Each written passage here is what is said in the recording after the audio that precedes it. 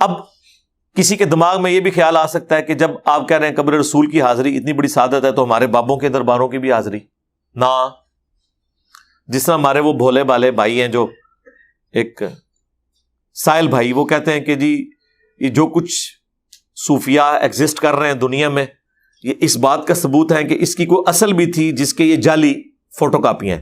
جی سر، وہ اصلی بھی جن کو آپ سمجھ رہے ہیں وہ بھی جعلی تھے. اس کی اصل جو ہے وہ اللہ اور اس کے رسول سے اٹیچ چیزیں تھی. یعنی غلاف کعبہ چڑھایا جاتا تھا نا، انہوں نے قبروں کے اوپر غلاف چڑھانے شروع کر دیے. وہاں پہ اللہ نے زمزم رکھا تھا نا، ایک نبی کی نشانی اسماعیل علیہ السلام کی، یہاں انہوں نے اپنے یہاں پہ چشمے جاری کر لیے. وہاں پہ خانہ کعبہ کو غسل دیا جاتا تھا، انہوں نے قبروں کو غسل دینے شروع کر دیے.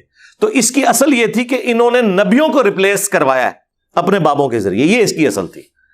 باقی تو جس طریقے سے ہم نے پرانوں کے بھی سارے جتنے کچے چٹھے تھے ان کے کھولے ہیں الحمدللہ، ایکسپوز کیا ہے، اس کے بعد تو کوئی گنجائش نہیں رہتی. تو مزارات والا معاملہ یہ تو نبی الاسلام کی نافرمانی پہ بنے ہوئے.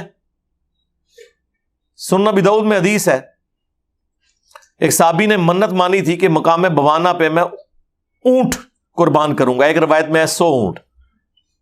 نبی الاسلام نے ان سے پوچھا کیا وہاں زمانہ جاہلیت میں کسی بت کی پرستش تو نہیں ہوتی تھی؟ ان کا نہیں یا رسول اللہ. دوسرا پوچھا وہاں زمانے جاہلیت میں کوئی میلہ تو نہیں لگتا تھا؟ کہا نہیں یا رسول اللہ. تو پھر آپ نے فرمایا اپنی منت پوری کرو. اور پھر نبی الاسلام نے ساتھ فرمایا کہ جس منت کی استطاعت نہ ہو وہ منت بھی پوری نہ کرو، اور جو منت نافرمانی میں ہے وہ منت بھی پوری نہ کرو.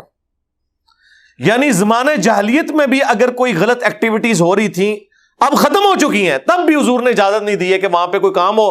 یہ نہ ہو کہ کل کو کوئی کہے جی شاہ اور دی یاد تازہ ہو رہی ہے، اللہ بخشے شاہ اور دی یاد تازہ ہو رہی ہے.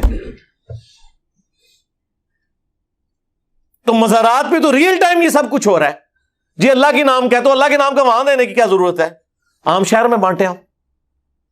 تو مزارات رسول اللہ کی مخالفت میں ہے، جو صحیح مسلم میں حدیث میں تمہیں منع کرتا ہوں قبروں کو پکا کرنے سے، قبروں پر عمارتیں بنانے سے، اور قبروں پر بیٹھنے سے. ڈائریکٹ بیٹھنا بھی منع اور مجاور بن کے بیٹھنا بھی منع.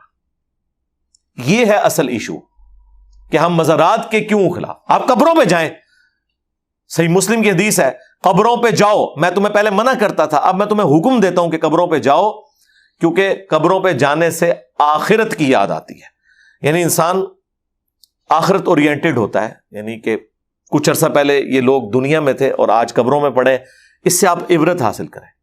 اور آپ کے بزرگان دین انورٹڈ کامہ میں ان کی قبروں پہ جائیں، کسی کی عزت لوٹ جاتی ہے، کسی کی جیب کٹ جاتی ہے، اور بہترین چرس، افیون اور نشاور چیزیں وہاں پہ بکتی ہیں. ظاہر ہے بزرگوں کی ڈیوٹی ہے نا، تو وہ ڈیوٹی پوری کر رہے ہیں.